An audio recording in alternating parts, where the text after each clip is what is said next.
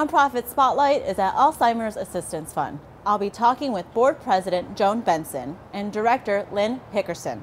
Let's start our Spotlight. Thank you, Joan, for joining us today.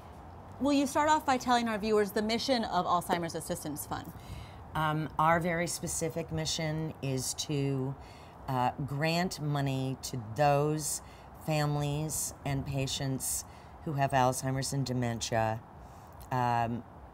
money to pay for licensed residential care.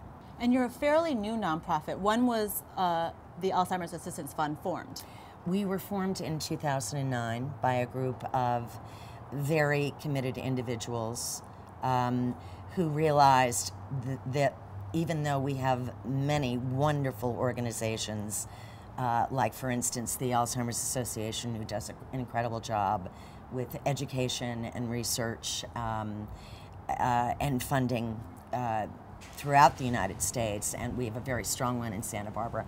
Hospice is another, senior care, senior living, they all do a wonderful job, but the gap, the little hole is there is nowhere for people to go to get money, the money they need to take care of their loved ones who may be in a facility for anywhere from 5 to 20 years.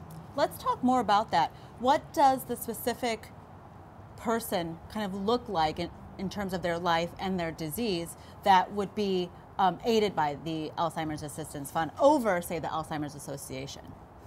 I can give you an example. I received so many phone calls since we went into business and began our website. I've received some really heartbreaking letters. One from a woman whose husband had a heart attack. At the time, she was taking care of her father, her mother's dad. Her father has Alzheimer's, pretty advanced. They were trying to take care of him at home. Her husband was not able to go back to his job because of his heart attack. His heart attack, exactly. She is now responsible. She's the head of household. And then her son lost his job and moved in with his wife and two children. So this is not the calmest environment for this poor man who is advancing with this disease every day. And her financial resources, she's about to lose her home. What does someone like this do? And you can find yourself there in an instant. Very easily. The care is so expensive because, it's their medications, it's 24-hour surveillance, it's nutrition, it's keeping them safe, it's making sure they're in their beds. It's very different from senior care and senior living. This is very, very intense. You need the right kind of caregivers, you need the right kind of facility. And those facilities can cost you anywhere from $3,000 to $8,000 a month. Where are people in that kind of situation going to get that kind of money? Exactly. You mentioned that Alzheimer's Assistance Fund was formed in 2009. Tell me about the unique qualities that make up your board. I think what makes our board extremely unique is that every single one of our board members, every director, has had a personal experience with this disease, whether it be a family member, a friend, a coworker, a mentor. So that, these people are extremely committed. This board is self-sustaining. Everything that comes in, every donation that comes in goes to the fund. Our office space is underwritten, our equipment is underwritten. Every board member contributes, whether it's working on grants, working on this new application that we are doing for people to use in the most simple and straightforward way so that we're not frustrating them any more than they need to be. So everyone has a job, and people on our board, which is very small, serve on more than one committee, whether it's fundraising or individual solicitations, talking to corporate sponsors who have departments for social responsibility in the community. We're all working all the time. What is the strategy for the Alzheimer's Assistance Fund? How do you plan to meet your goals? Well, we're very encouraged because we are very new and we've received 2 major grants, one from the Ann Jackson Family Foundation, of which we're very proud. Congratulations. Because they've done an amazing job in this community. And so we're very honored that they chose us as one of their recipients. And then the Bull Foundation as well. We are currently applying for 8 others.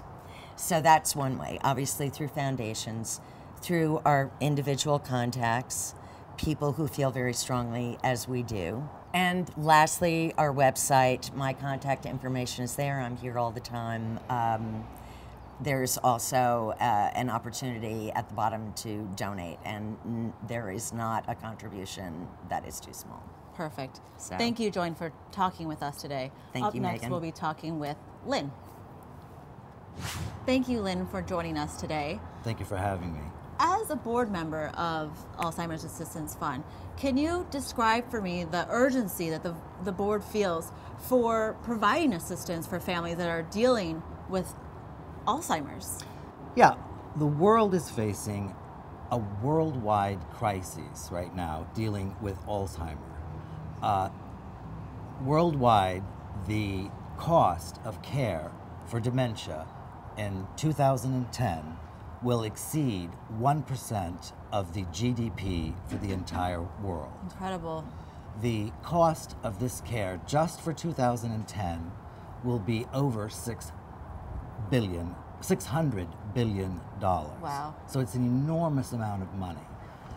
And Alzheimer is going to affect everybody.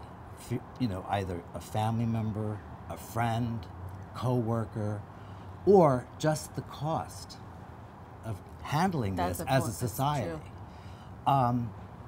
If the care for dementia were a company, its annual revenue based on the cost of dementia care would be the largest by revenue corporation in the world.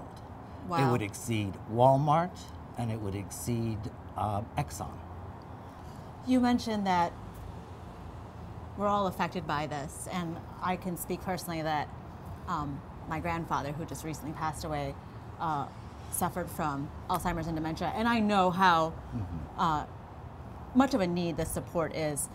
How can one of our viewers contact Alzheimer's Assistance Fund, either to donate, to provide support to you, who provide so much support to our community, or to perhaps seek or find resources for funding? Yes, that's very easily. You can go to our website. There you will be able to contact us either by email or by telephone. There are staff on board that will be there to answer your questions, give you some answers, help you give some direction on some of the things that you're struggling with, and to also help fund this. Well, I'd like to thank you, Lynn, for talking with us today about this issue. I know it's so important for families to have that support in the community when they're going through a difficult time. Thank you very, very much for having us. It's been a pleasure. You're watching Nonprofit Spotlight. If you'd like your nonprofit featured in a future Nonprofit Spotlight, contact us at the information on your screen.